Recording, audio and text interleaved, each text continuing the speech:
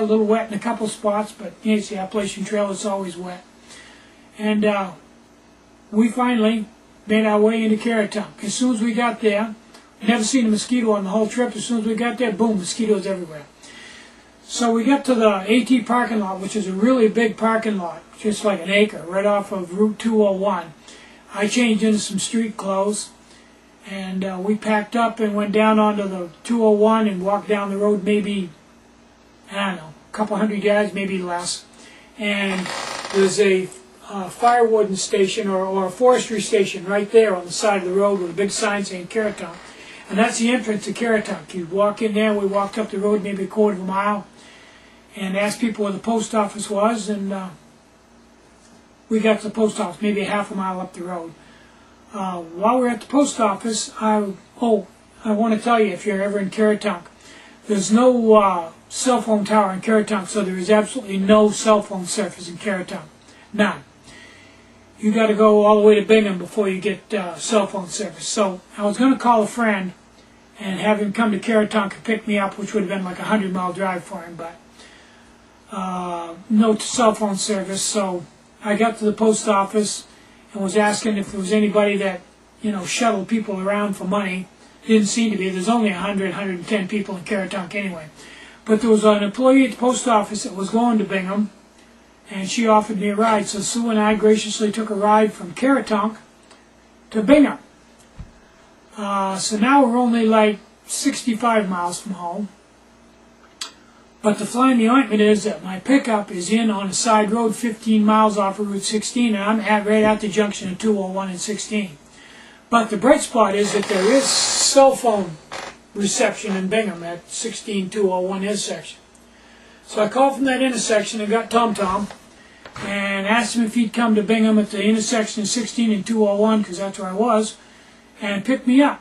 Yep, he would, so he struck out.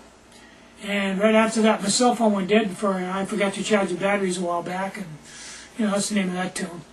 So anyway, it was all gravel right there at that intersection, no cover. So we walked up the road about, I don't know, maybe 200 yards.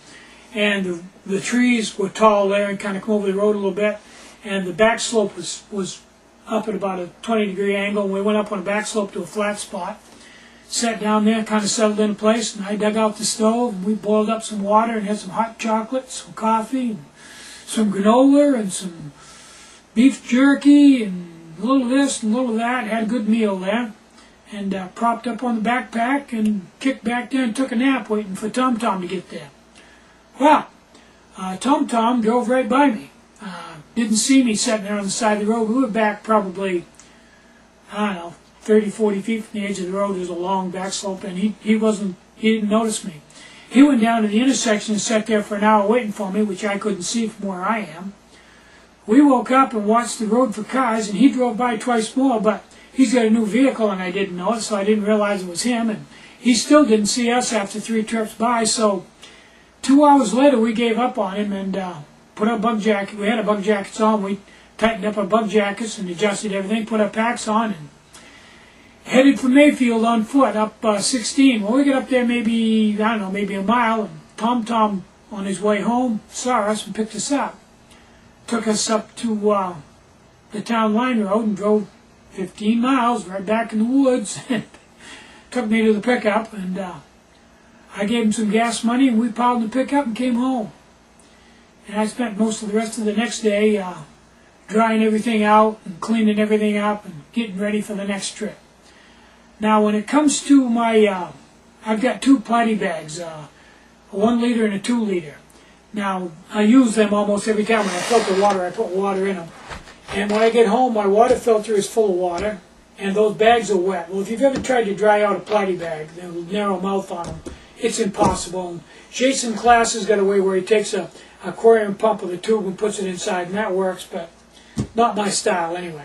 So what I do is, when I get them home, I rinse them all up, make sure they're good and clean. Then I put about 4 ounces of water in them and, I don't know, 5 or 6 drops of chlorine bleach, and put the cover on and shake them up. And I store them that way, right full of with chlorine bleach and water. They never dry out, but they never mildew or anything because they're in a sterile environment with that chlorine. And then when I get ready to use them next time, I just dump the chlorine out, screw the cap on, roll them up tight. I do the same thing with my hyperflow. The directions on it tell you to. When you back flush it, with a chlorine water mixture, and then just leave the water right in the filter, and it won't mildew because it's full of chlorine. So I guess that's about everything I got to say on this video. And I'm Kenny. Get out and hike. Enjoy the wilderness. And more important than anything, have a great day. Bye-bye.